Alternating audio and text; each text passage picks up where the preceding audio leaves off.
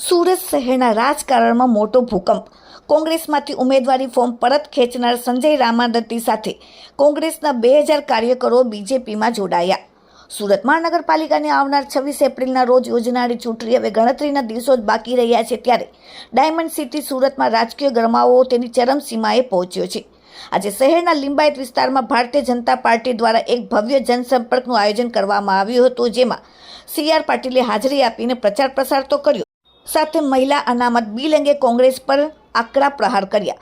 સૌથી મોટો આકર્ષણનો પક્ષ પલટો એ રહ્યો કે સંજયનગર સર્કલ ખાતે CR પાટીલની હાજરીમાં લિંબાયત વિસ્તારમાં કોંગ્રેસના 2000થી વધુ કાર્યકરો ભાજપનો ખેસ ધારણ કર્યો, જેમાં થોડા સમય પહેલા જ વોર્ડ નંબર 18માંથી કોંગ્રેસમાંથી ટિકિટ મેળવનાર સંજય રામાદત્તીએ પોતાનું ફોર્મ પરત ખેંચ્યું હતું અને પછી આજે તેઓ બીજેપીમાં જોડાયા. વોર્ડ નંબર 18ના કોંગ્રેસના ઉમેદવાર સંજય રામાદત્તીએ કેસરી ખેસ ધારણ કરીને ભાજપમાં જોડાયા. કોંગ્રેસના વરિષ્ઠ નેતા ડોક્ટર રવિન્દ્ર પાટીલ પણ 9 વર્ષ બાદ ફરી ભાજપમાં જોડાયા. Bureau report, daily India TV, Surat.